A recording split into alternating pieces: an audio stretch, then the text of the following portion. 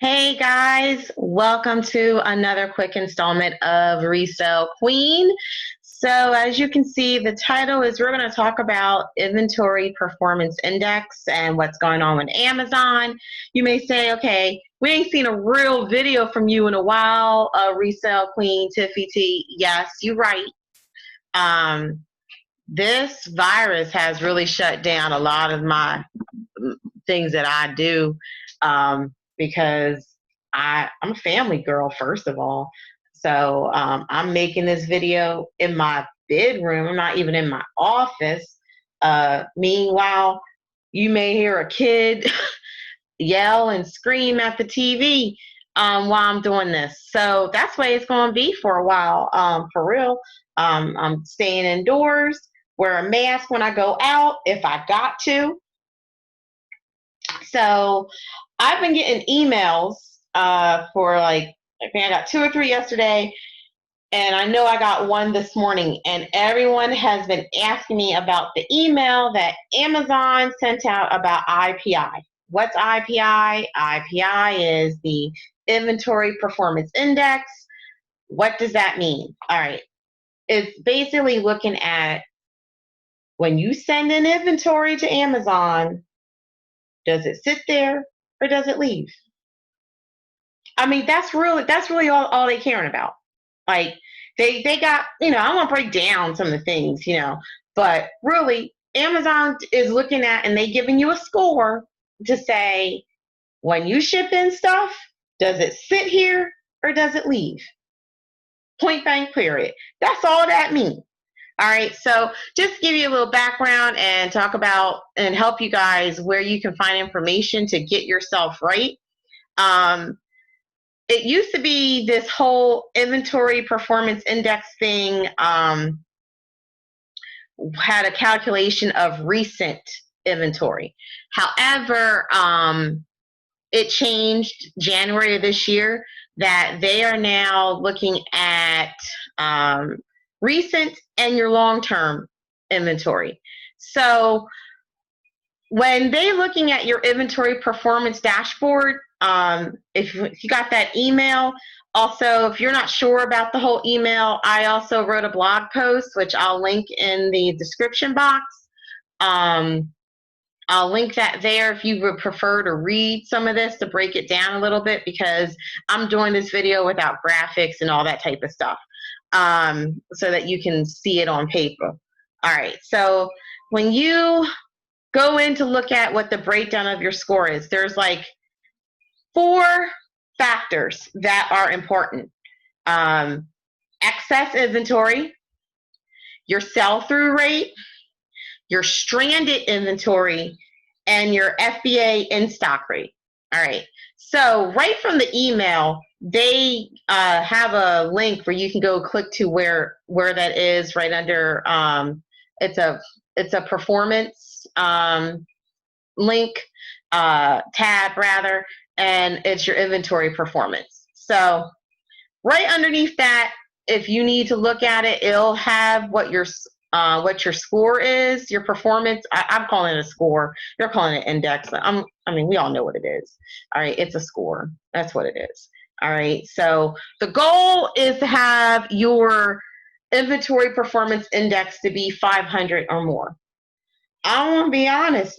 Your girl's surprised right now that I'm close to that, because in this pandemic, honestly, some of my sources dried up.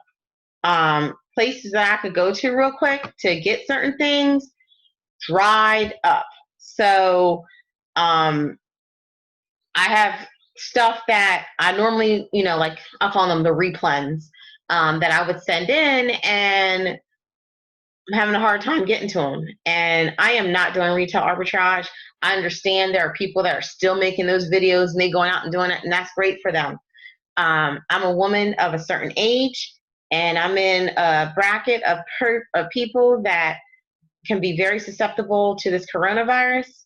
And I'm not trying to put myself in a situation where I could possibly catch the coronavirus because I was trying to make a video. I'm not saying anything bad about anyone else that does that. If that's what you do, that's cool. I'm not going out to a store unless I need something. And honestly, I'm not even going inside the store. I'm doing curbside all day right now. So right now it's wholesale, private label if it's working. That's going to be another video because private label coming from China has been an issue for me. I mean, you can still get stuff, but that's whole nother topic. So back to the inventory performance index. So there, like I said, there's 4 indicators, like 4 factors that they use to make this score. So to break this down, what you want to do is go into your seller center, and you want to just go right under inventory, just manage inventory, and you'll be clicking on different tabs. So first thing I'm going to talk about is the excess inventory percentage. All right. So they give you a score of basically, there's a score that you're looking for to be like anywhere between 0 to 30%. And you're probably like, I don't even know where to get that score. It's under the performance tab. It'll give you what your excess inventory percentage is. All right. So the way that you figure out what's going on, when you go to your inventory tab, you want to click on manage excess inventory. And so what it's going to show you there is your inventory that ain't selling. That's basically it. And if you look to the right of the screen, you'll see it'll have things that they'll say that you could do, like you can create a sale, normally create a sale or do a removal. You might need to change the price. Now, in my opinion, you shouldn't really be at a point where you have to change the price, because you should be checking this stuff, like, if not daily, at least weekly. But if you're one of those people that kind of just ship your stuff in and you kind of forget it, which I do sometimes, not gonna lie, you know, it's hard out here in these streets. It happens. So this is a good way to see the items that you have a lot of that aren't moving. So you can make a decision of what you want to do with it. You can see what the buy box price is, see if you're close to it, you know, if you're willing to part with it for that amount, or you want to stay the course. I mean, also it tells you days of supply, and it'll even tell you what they estimate is the excess of what you have. So like, let's say like you got 50 of an item available, but they're saying like 49 is the estimated excess. That means that item's really not selling. It's really not selling, especially if it's private label. If it's a private label, no one is really going against you other than, you know, competitors. So, but if you have an item, you know, that's not a private label, the issue is probably price, and more than likely. So either lower the price or create a sale, do something like that. Something. That's my suggestion. You know, you don't have to listen to me though. So the next one is going to be your sell-through rate. All right. So the best way for me to explain your sell-through rate is how long do your products sit in inventory, right? So that's the best way for me to explain that particular matrix. So when you're looking for your sell-through rate at the performance, you're going to click on the inventory age tab if you're under inventory on your seller central. There you're going to see what's going on. So you'll have an inventory age. There are 4 ages: 0 to 90 days, 91 to 180 days, 181 to 365 days, and 365 plus. Now, the only things that I have that might be 365 plus are books. And honestly, I'm kind of at a point where I just leave them there. Sometimes if I see them, I'm like, oh, I might just match the price if that's the issue. That's the only thing that should be 365 plus, in my opinion. There was a time when we really didn't have to, I'm bringing it way back, way back, when you really didn't have to worry about the long-term storage fees. Like it wasn't really an issue back then. Now you do have to contemplate if this doesn't sell, what the long-term fees are going to be. On that particular page, it will give you the inventory age. So I get concerned about inventory when it hits to be 181 days and 181 through 365. I get concerned with inventory at that point because I'm trying to make my money fast. So if I do quick math, 180 days should be 6 months. So I know for me, and this is for me, some people are different. When I do private label, my goal is to get at least 6 months worth of product. Normally when you get 6 months worth of product, you can get it a little bit cheaper. Sometimes it's according to the situation. It might be you may only be able to afford, or you may be concerned about the inventory age. You get 3 months worth. In my opinion, with what's happening now and with shipping and all that, get the 6 months. If you're concerned about long-term storage, you can keep it at home. You can also sell it on other platforms, and then you do the shipping, so you keep most of the money. I mean, there's a lot of different options. So that's just one of the things that I look at for the inventory age. Once again, when it hits 181 to 365 days, I get concerned. In fact, I already have things in place on my inventory so that when it reaches to a point for long-term storage, I get that stuff shipped back to me. I believe the automated is to have it disposed of.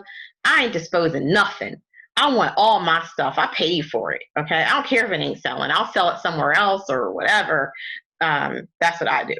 But as I said, that's what I do. So the next thing is about your stranded inventory. All right. I hate stranded inventory. Stranded inventory is the vein of my existence at times. That's actually one of my big beefs when it comes to Amazon, because you'll be doing well, you'll be selling something, and the next thing you know, something gets stranded because they done decided that the item you're selling is restricted. Then you have to put in an appeal for it, create a case. It's so much sometimes. Sometimes it could just be for simple things that are in your listing or that aren't in your listing. So you do want to always check your stranded inventory. You normally get notification of these things. I know I get emails. I haven't gotten an email lately, but I know I get emails about stranded inventory. So you want to check into those things and get those taken care of. You really don't want a good percentage of your inventory to be stranded, because it won't. That means it's not selling. It's just sitting there. So even if it's like you try to go to the listing, sometimes you're not going to see it. Like trust me when I tell you, you don't want that to happen. So you want to get that fixed. And you don't want more than 5% of your inventory to have an issue. I mean, normally at a given time, maybe I might have 1, maybe 2 items that are stranded, and it seems like it happens in waves. So I don't know if they run a program every now and again about, for whatever reason they do, and then they decide, oh, we're going to make this particular thing stranded. I don't know. Amazon don't talk to me about those things. So my suggestion is, when you get an email about something that's stranded, just fix it. That's the simplest answer, rather. So the last thing that they look at for the matrix is your FBA in stock rate. So this is those ones that's kind of really tricky because I went to go pull up my in stock rate and it gives you like a historic look. And I was like in the 80s and then the 90s and then like I literally dropped. And it's because my replenishments I can't really get the same way, or I can't get them for the same price. That whole thing. And you have to make your own business decisions on if you're going to replenish them. So essentially it's the stuff that's selling that they feel that you may not have enough for. So if you go under the performance and you click on where it says, to restock today, it'll give you the list of the items that they feel that you need to restock, or they feel that you need to replenish, and they'll recommend, how many they feel that you need. Sometimes I look at these and I'm like, place not even offering these anymore. There are certain things that I'm looking at that I don't have anymore, or the place is dried up. This is one of those ones that I feel it's hard to maneuver around, because if you're like me, you look at what's hot and what's selling right now. So even though you may have a replen, which I do have a nice replen that I have that it's actually a grocery item, but right now it's too high. It's for me to get, because people it's actually an item that people use in liquor. So like when they make a mixed drink or something like that, and it's a nice replen for me. But right now the price of it is a little ridiculous because of what's happening. So I'm not replenishing it right now. So like I'm looking at that screen and it's telling me I need to send in like 50 more of these. And I'm like, nah, not going to happen. So that score is more or less is not going to be that great. Now, with all of that being said, you got time to get these things together in reference to getting a higher IPI score. So you have until like August 16th. Well, I guess August 16th is when things take effect. But if you read that email, I believe it's the week of August 10th is when they're starting to, they'll do, I guess, another calculation of your IPI score to see where you are. If you, I don't know what the limits are going to be, honestly, but if you're, how can I put this? I highly doubt that if you are consistently getting direct deposits and making good money and able to take that money, live off of it, as well as buy your products, I doubt this is going to be a big issue for you. Storage limits are there for a reason. Amazon doesn't make any money when your stuff is sitting there not sold.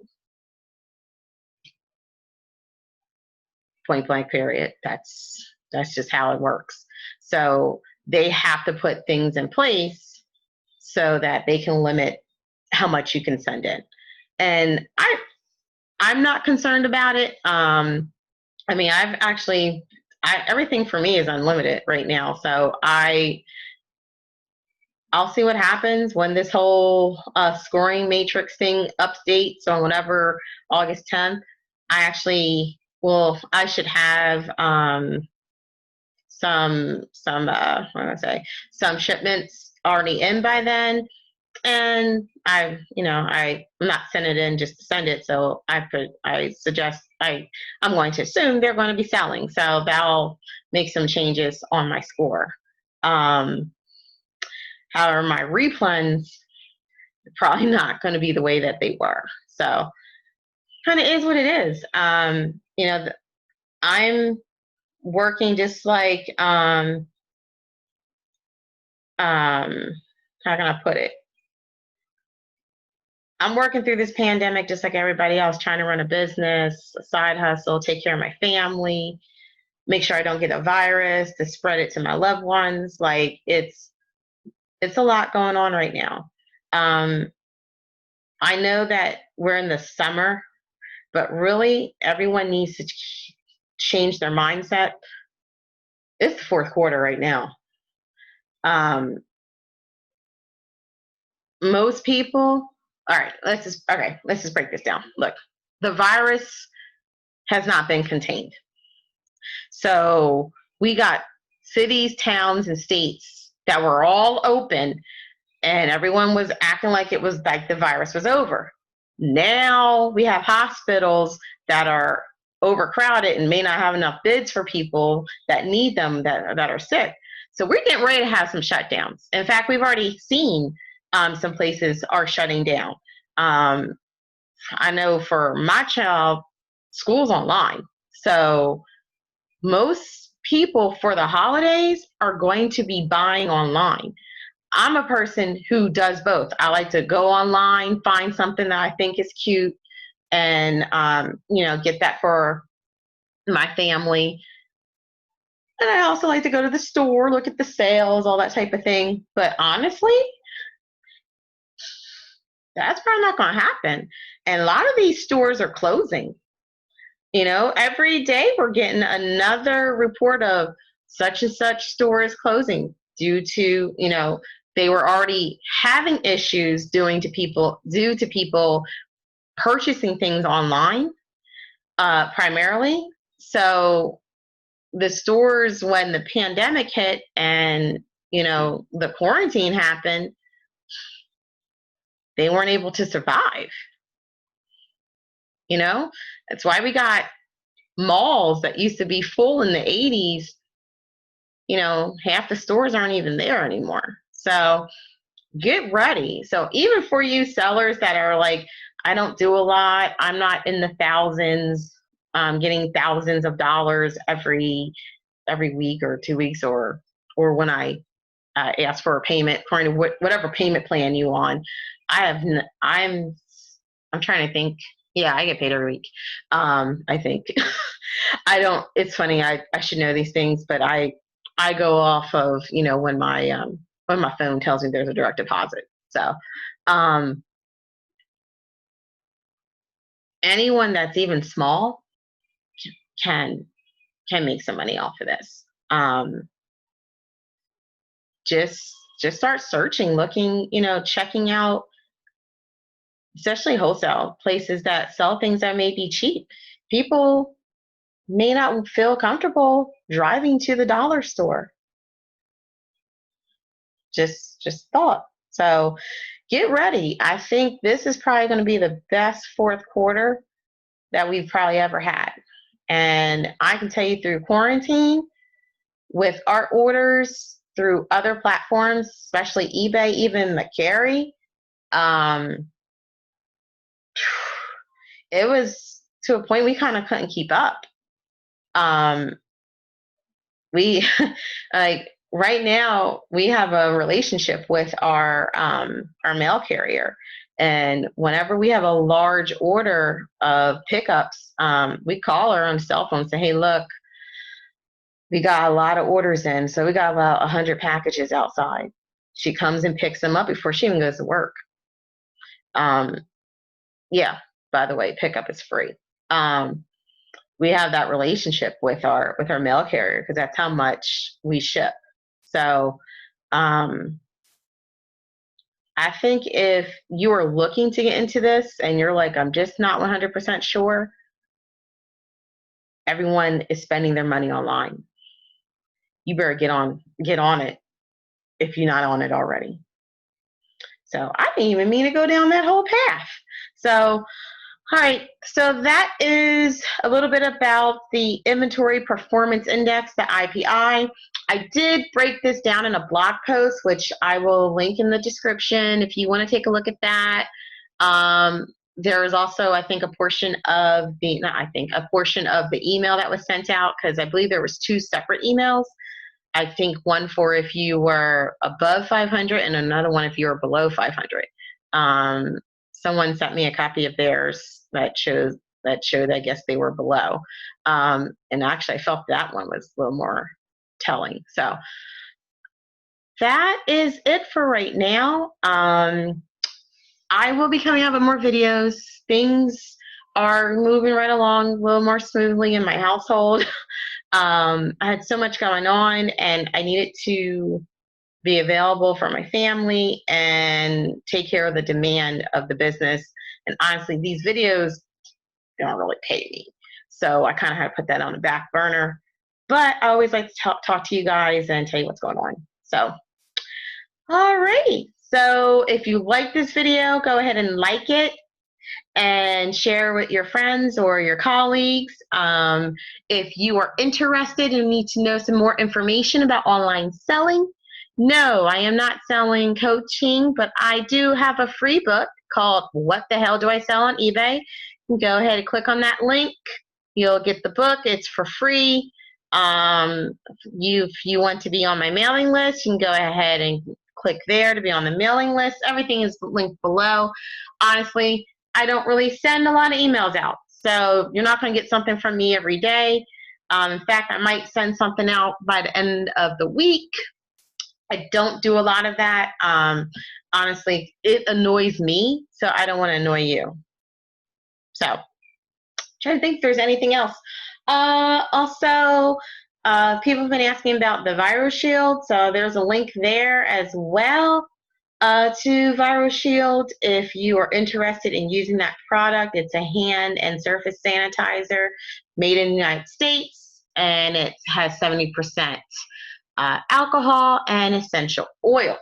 So I have been using it. In fact, I just got another order in. They got some new, I want to say flavors, but I should say scents. They got some new scents, so go ahead and take a look at that.